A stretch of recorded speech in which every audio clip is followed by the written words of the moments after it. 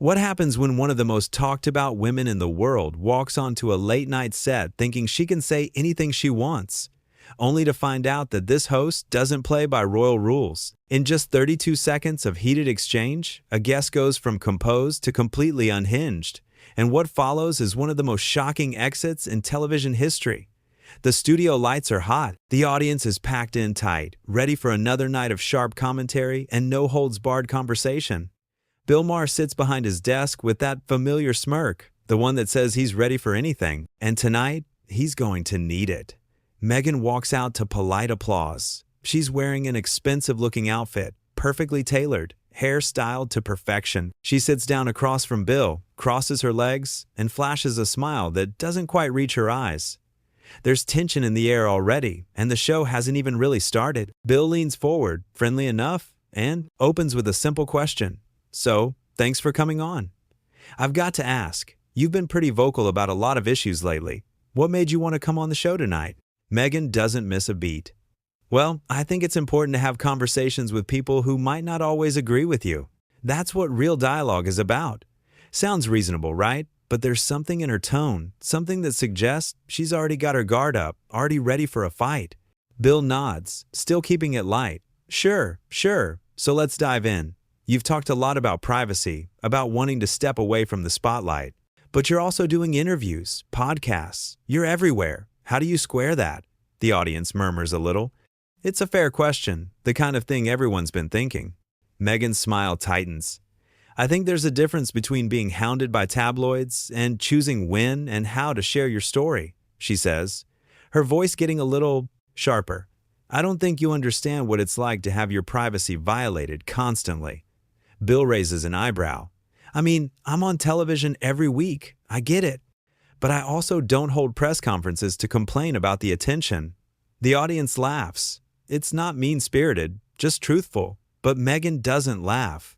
Her expression hardens. That's not the same thing at all, she says, leaning forward.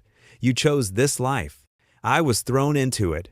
You married into one of the most famous families on the planet, Bill counters, keeping his tone measured. I'm not saying it's easy, but it's not exactly a surprise that people were interested. Meghan's jaw clenches. You're simplifying something incredibly complex. Maybe, Bill says with a shrug. Or maybe it's just not as complicated as you're making it. There's a pause. You can feel the temperature in the room rising. The audience is silent now, watching this unfold like a tennis match. Bill moves on, trying to keep things rolling. All right, let's talk about something else. You've spoken about wanting to make a difference, wanting to use your platform for good. What does that look like for you? Meghan sits back, seems to relax a fraction. I think it's about amplifying voices that aren't heard. It's about using whatever influence I have to create change. Okay, Bill says, but here's what I don't get. You talk about amplifying other voices, but a lot of the time, it feels like it's just your voice getting amplified. Where are these other people you're supposedly helping? The audience reacts again, some laughter, some awkward shifting. Meghan's face flushes.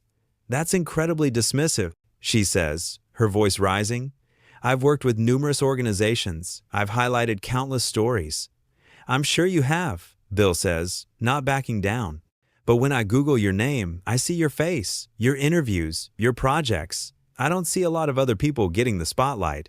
Meghan's hands grip the armrests of her chair. Maybe that says more about the media than it does about me. Or maybe it says that you like being the center of attention more than you let on.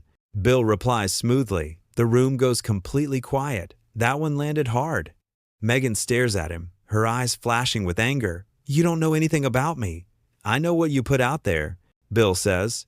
And what you put out there is a lot of talk about being a victim, while simultaneously courting the very attention you claim to hate. I never said I was a victim, Meghan snaps. Bill tilts his head. Really? Because that's kind of been the whole narrative.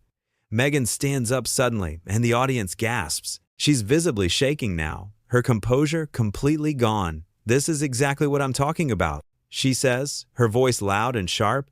This is the kind of treatment I've had to endure. You sit there in your comfortable little bubble, making jokes, and you have no idea what. It's like to be constantly attacked, constantly misunderstood.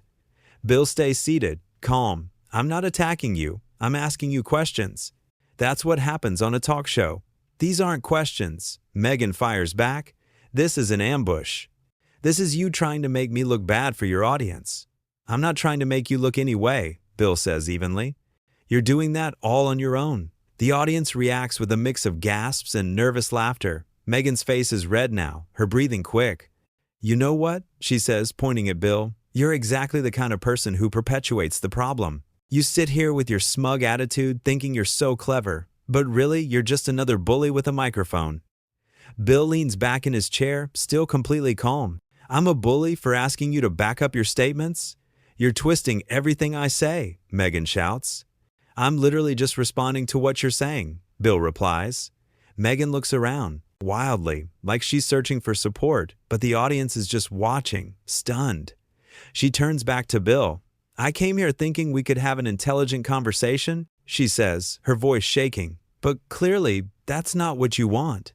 I do want that, Bill says. But you're not answering the questions. You're just getting defensive. Because your questions are designed to trap me, Meghan exclaims. Bill shakes his head. No, they're designed to get honest answers. If you feel trapped by honesty, that's a different issue. Meghan takes a step toward the desk, her finger still pointing.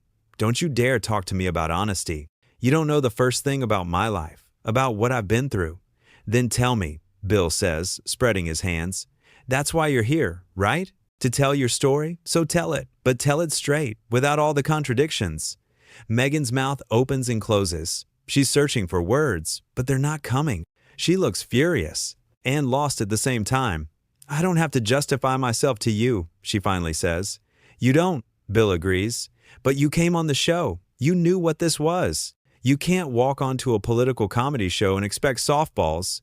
This isn't comedy, Meghan hisses. This is cruelty. No, Bill says firmly. Cruelty is expecting everyone to feel sorry for you while you live in a mansion and complain about your problems on a streaming deal worth millions.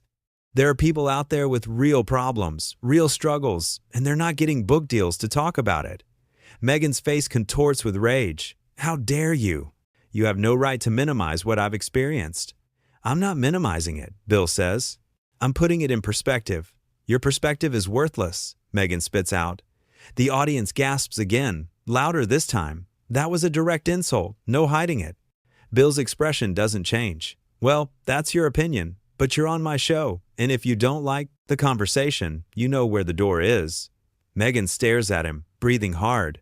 For a moment, it seems like she might sit back down, might try to salvage this, but then her face twists into something uglier. You're a small, bitter man, she says slowly, deliberately, and this show is a platform for your own insecurities. You attack people because it makes you feel powerful, but you're not powerful. You're pathetic. The studio goes dead silent. Even the crew members are frozen, watching this meltdown happen in real time. Bill stands up now, his expression serious. Okay, we're done here. No, Meghan says, her voice rising to a near shout. I'm not done.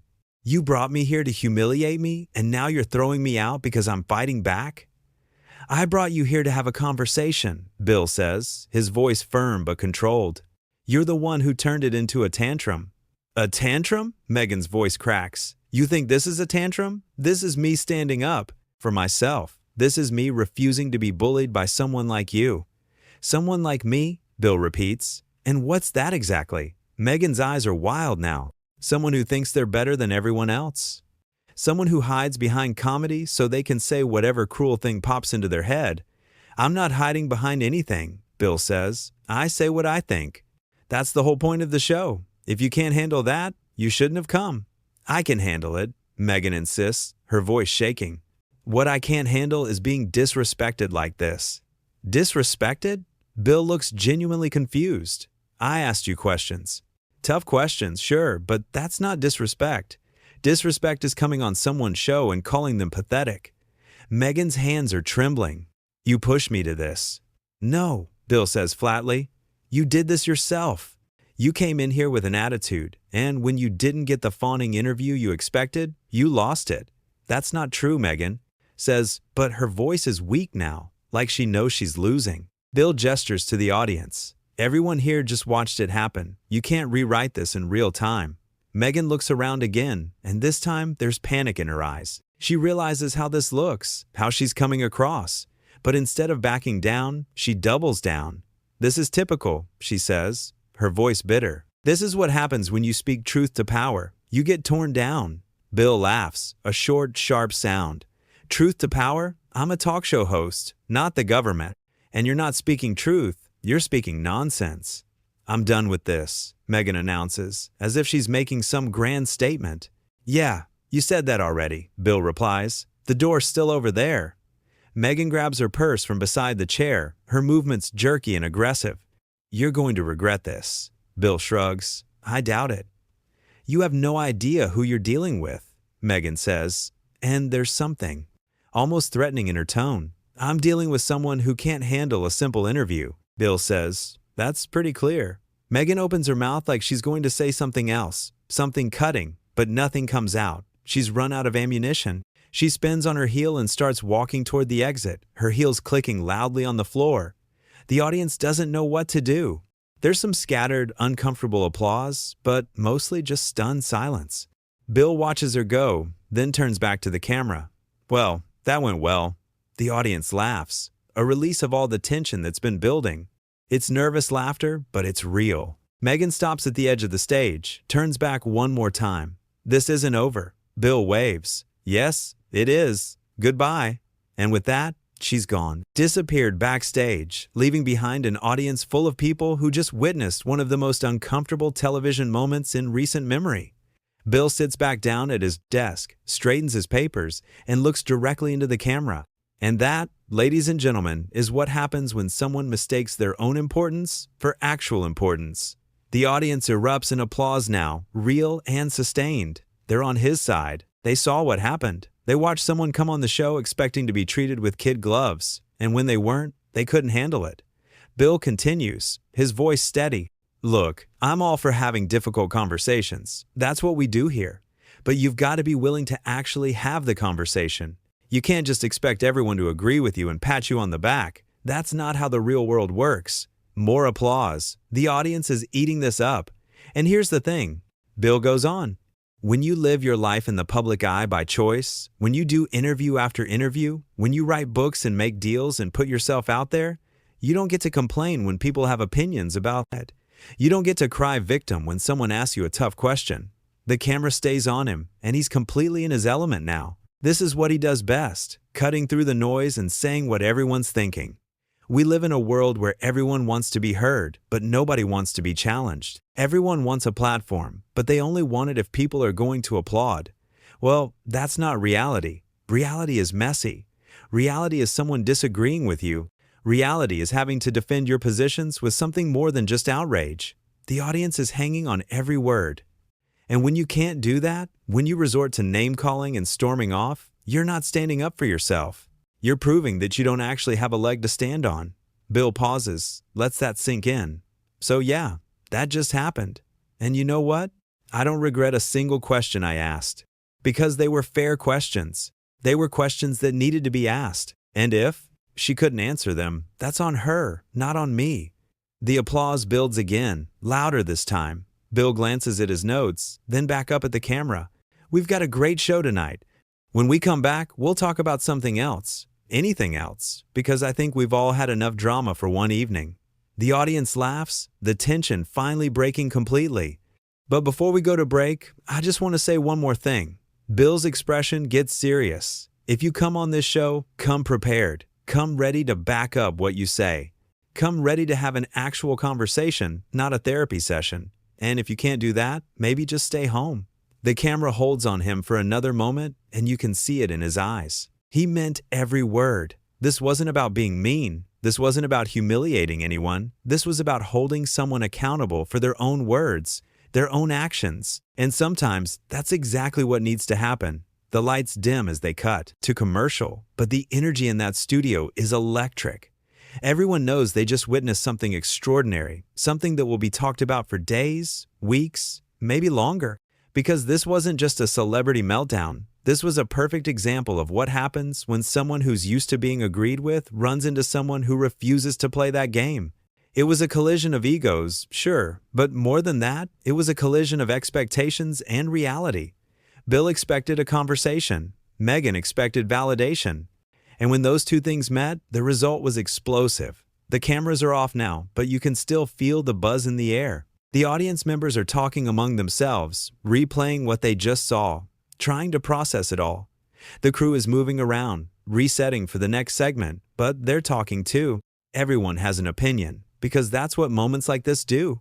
They force you to pick a side. They force you to think about who was right, who was wrong, what should have been said, what shouldn't have been said. And in this case, the lines are pretty clear. One person came ready to have a real conversation, tough as it might be. The other person came expecting to be treated like royalty, literally. And when that didn't happen, they couldn't cope.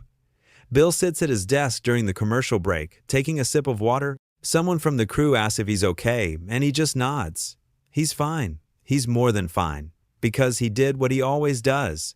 He asked the questions that needed to be asked, and he didn't back down when things got uncomfortable. That's the job. That's what he signed up for. And if someone can't handle it, that's their problem, not his.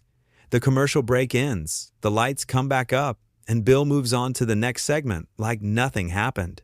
Because in his world, this is just another night, another guest who couldn't handle the heat, another example of someone mistaking their platform for immunity. But for everyone watching, this is more than just another night. This is the night they saw someone completely lose control on live television. This is the night they saw the mask slip, the careful image crack wide open, and that's what makes it so compelling. Not the yelling, not the insults, but the raw honesty of it all. The moment when someone reveals exactly who they are when they're not getting their way. Bill wraps up the show an hour later, says goodnight to the audience, and the cameras go dark. The studio empties out slowly, people still buzzing about what happened. It'll be online within minutes. It'll be trending within the hour. Everyone will have an opinion. But in that studio, in that moment, there was only one truth. One person kept their cool and asked fair questions. The other person lost it completely. And sometimes, that's all you need to know. The stage is empty now. The chairs sit vacant under the harsh studio lights. But the ghost of what happened hangs in the air, thick and heavy. Because moments like this don't just disappear. They linger. They stick with you. This wasn't supposed to be a hostile interview. It was supposed to be a conversation. But somewhere between the first question and the explosive exit, something went terribly wrong. Or maybe, just maybe, something went exactly right.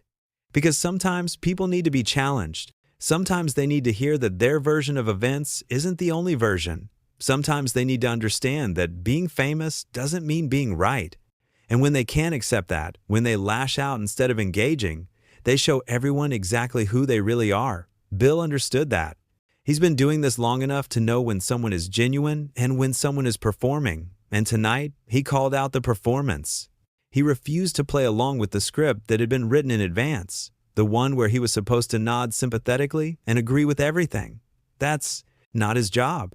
His job is to question, to probe, to push back when something doesn't make sense. And he did that job perfectly. The guest, on the other hand, didn't do their job.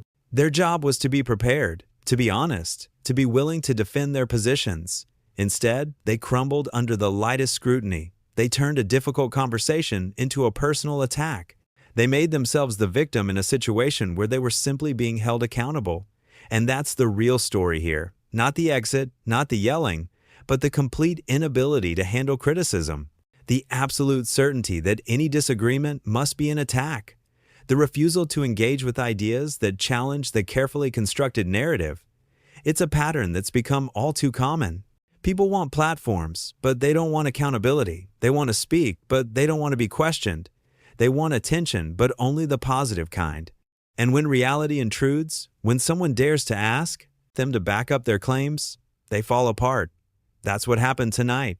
A simple interview turned into a spectacle because one person couldn't handle being treated like everyone else. Because one person expected special treatment and threw a fit when they didn't get it. The audience knew it. You could see it in their faces, hear it in their reactions. They weren't watching a host bully a guest. They were watching a guest bully themselves, destroying their own credibility with every defensive response, every personal attack, every refusal to engage with the actual substance of the questions. Bill gave them every opportunity to turn it around. He asked fair questions. He listened to the answers. And when those answers didn't hold up to scrutiny, he pointed that out. That's not cruelty. That's conversation. But for someone who's used to interviews where every question is lobbed like a softball, where every answer is met with nodding agreement, this must have felt like an ambush. It must have felt unfair. Except it wasn't. It was just honest. And honesty, apparently, is something that not everyone can handle. The studio is quiet now. The lights are dimming. The cameras are being packed away. But the impact of what happened tonight will last much longer than this one episode.